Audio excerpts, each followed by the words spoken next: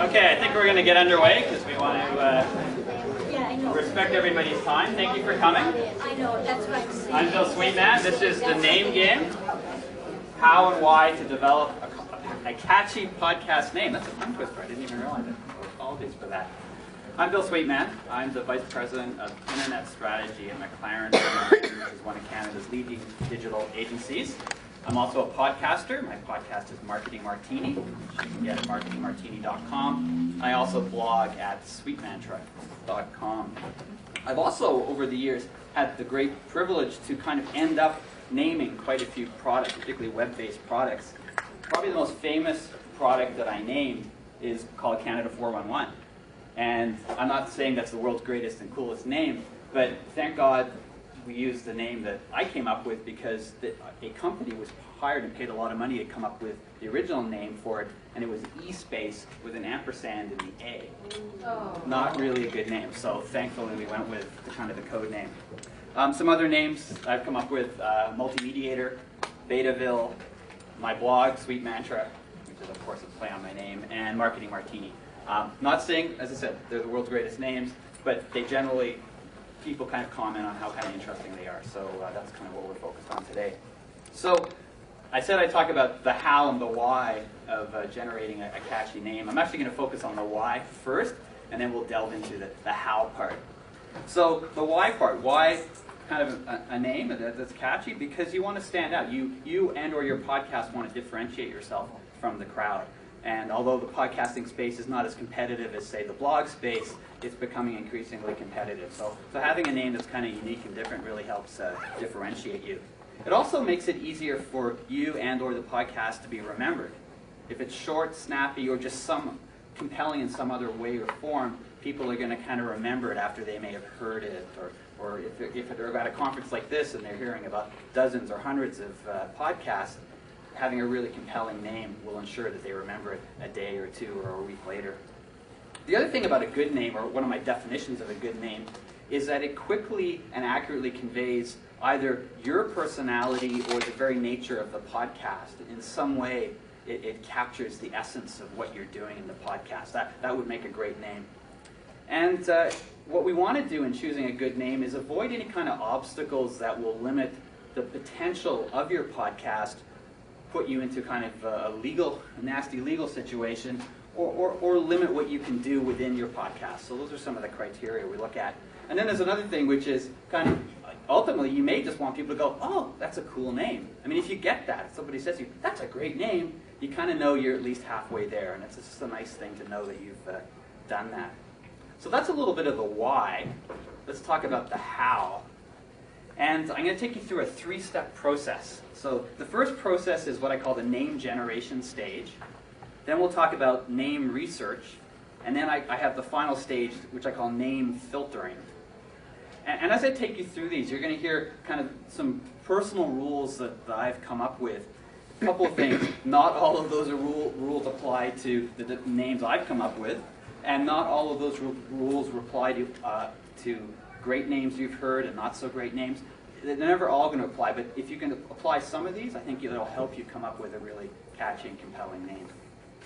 So let's talk about step one, name generation. One of the approaches is I come up with keywords. Just a couple of words that I know or think are important related to the name that I'm coming up with. So for example, my Marketing Martini podcast, it's about marketing. So I kind of didn't take too much of struggling to think, you know what, I should probably think about incorporating the word marketing somewhere in the name. That doesn't always apply, but that's one thing to kind of keep in mind. Another way to think about coming up with a name is come up with a name that's somehow reminiscent of something. That kind of implies something that might be positive for people. So I had a company called Calixo, which is K-A-L-I-X-O, and there's problems with that type of spelling. But on the good side, that was kind of an interesting name because it reminded people of Calypso. And it also had an L-I-X, which is kind of like a click, so people sort of interpret it as kind of funky and click or interactive or internet related. So it was deemed kind of an interesting name to people. A tool that I think is really useful to use is an online dictionary when you're coming up with names.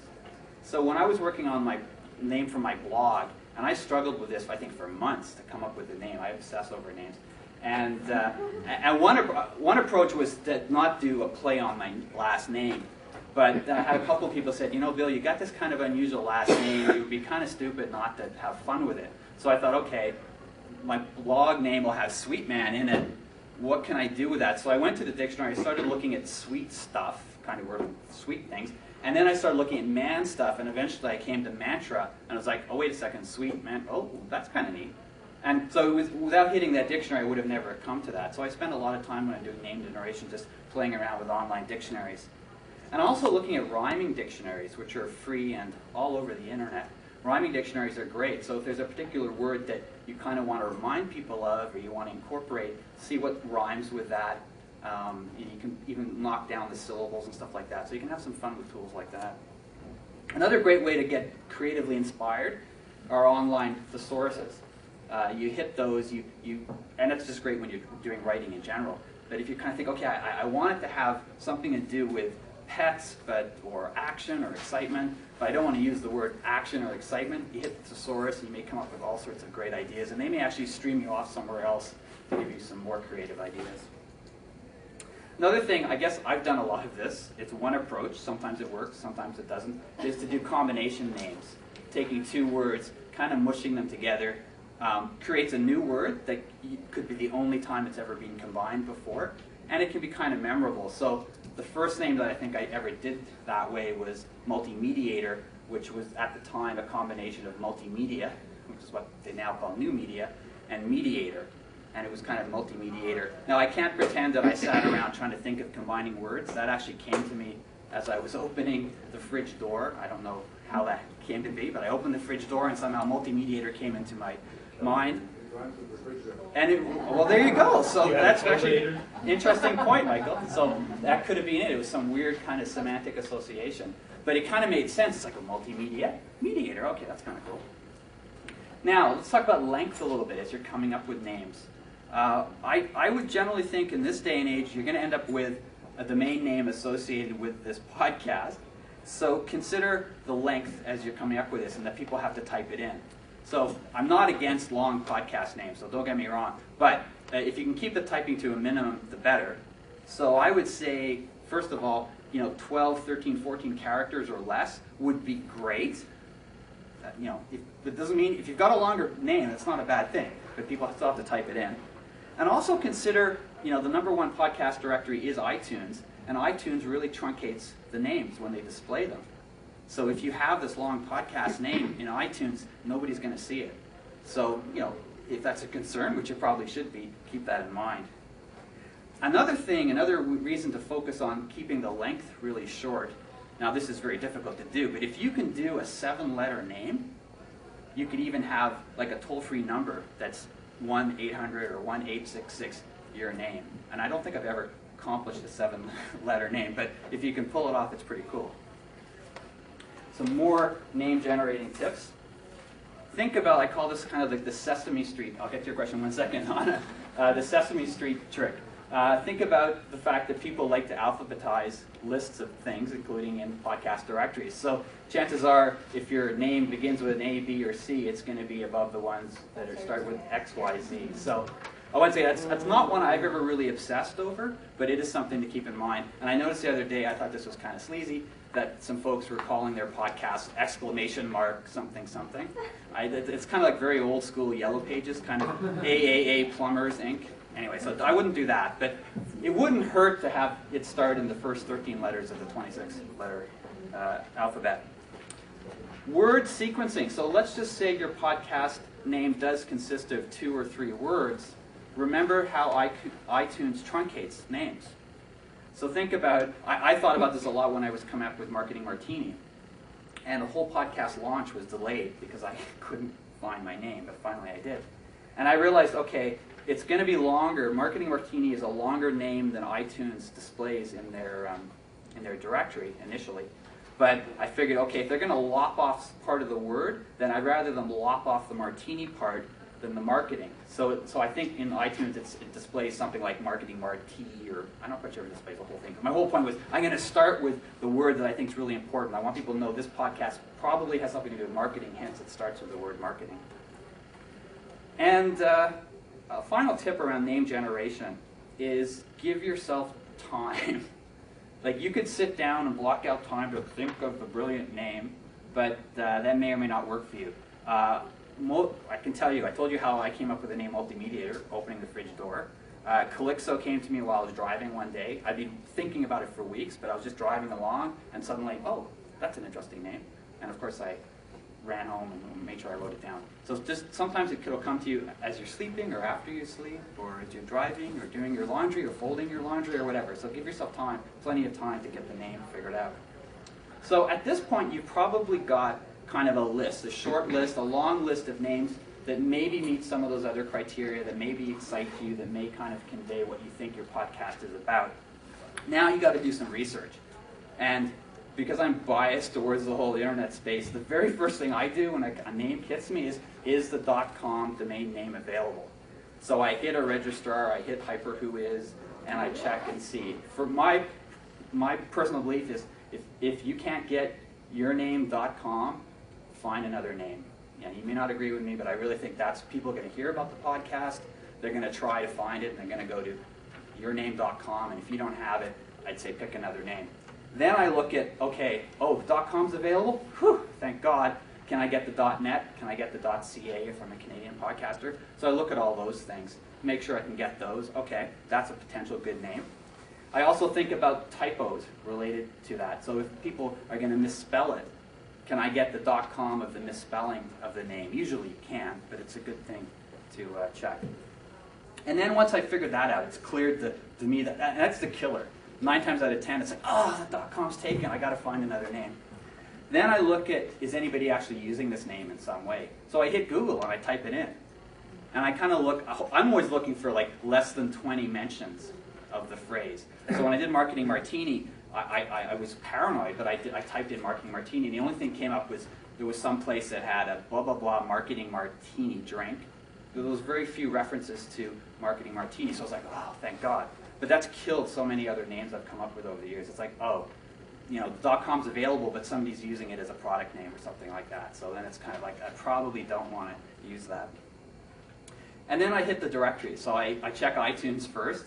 Does somebody else have a similar sounding name or the exact same name? Obviously, I'm not going to use somebody else's podcast name. I check Podcast Pickle. I check Podcast Alley. Kind of see what other names might be there.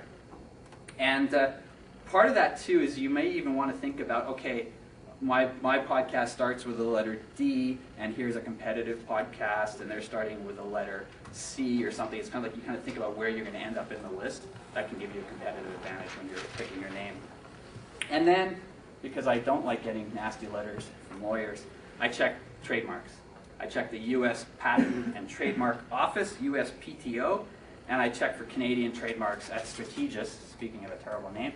And I check to see if anybody's got a trademark, an active trademark on that particular name or phrase. Depending on the word, let's just say, whatever, it's Marketing Martini, you're going to find lots of trademarks for martini something and marketing something.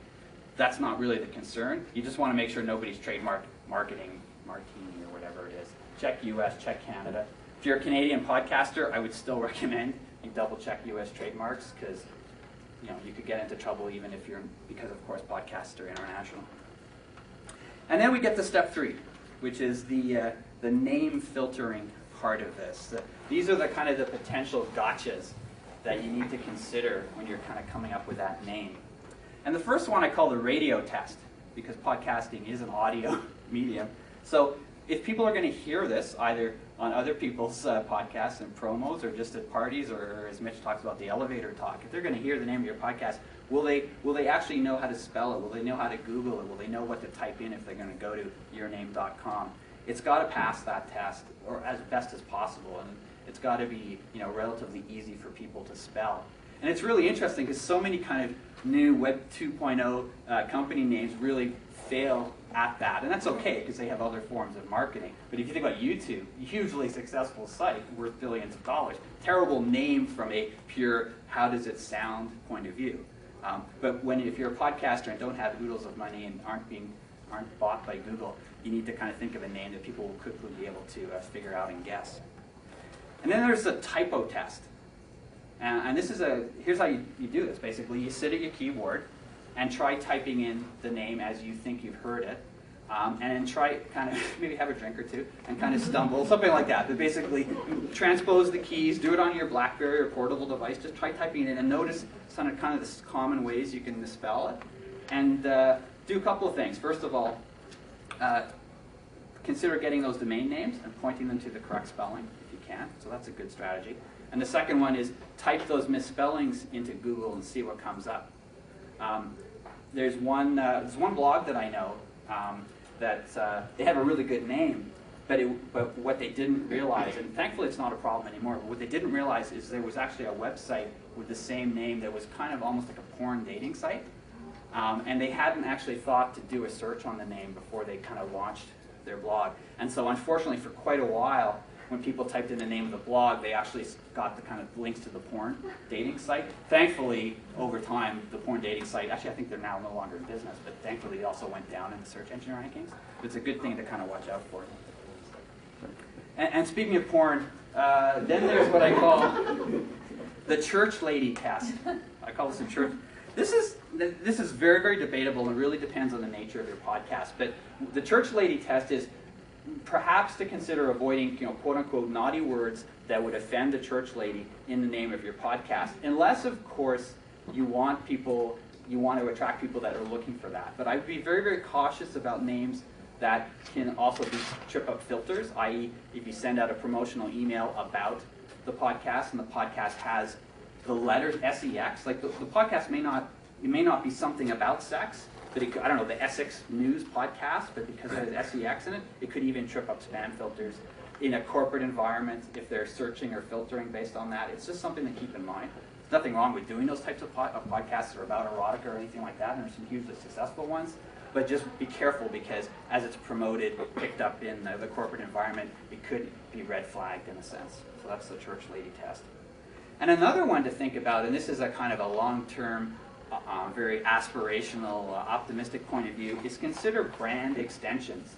What would happen if your podcast is so successful that somebody wants to turn into a book or a TV show? Will the name you come up with actually work in other media? So perhaps, once again, very debatable, and no offense to anybody's podcast that has the word podcast or cast in it, but perhaps that could limit the potential of the podcast if it's got the word cast in it, or not, but it's something to keep in mind. Or whatever it's called, the something radio show. How will that work if it moves to other media? And it maybe becomes the something TV show, the something movie. But just something to keep in mind. And the other one to keep in mind, and I don't have a catchy name for this particular thing, is consider how it might be abbreviated. Because it's human nature to shorten things and to come up with slang for names. So once again, with the Marketing Martini, I thought, well, it's kind of long, but I thought, well, how are people going to abbreviate that? And I thought, well, you know what? People probably say, oh, the Martini. And that's, okay, I can live with that. I don't mind something called the Martini. So keep that in mind with a multi-word or just a long name. People are going to probably want to abbreviate it, so make sure it's not abbreviated something that you don't like. Question over here. An interesting challenge with that is my website name is probably Pictures International. Yes, it is. And everything calls it API. And so all through the website is API. And last year I got a threatening letter from a lawyer saying that they had the trademark on HPI because we had abbreviated it, and that we were infringing basically on the trademark. I had a much better trademark lawyer go back after them and say, you haven't actually passed whether there's a trial period where you can actually contest the trademark. And technically speaking, we could contest it because we have prior use of predates yours, and do you really want to push this issue? And they went, oh, actually, you're a tobacco company. That's an interesting variation on the danger of abbreviation. Is if people beyond your control, because you probably weren't planning initially for people to abbreviate it. No, I mean it just it was a long name, and it got abbreviated by virtue of the fact it's a long name. And once you start abbreviating, and then people start using, and I just said, people are using my abbreviation in ways that I didn't intend on their own blogs, and I have no control over it. Right.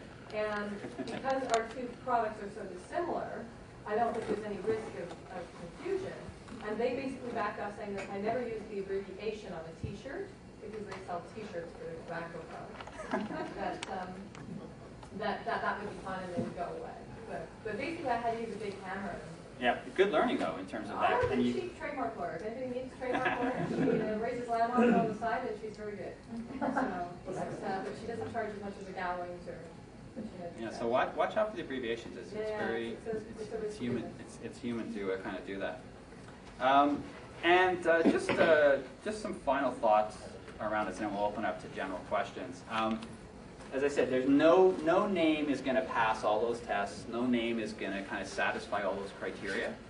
But it's certainly good to have that kind of that cheat sheet in front of you, or to be thinking about that and to run stuff through, which of course is annoying because you get halfway through and you seize upon this name you think's really great, and somebody's got the .com, or you think the abbreviation's really going to hurt you, or whatever it is.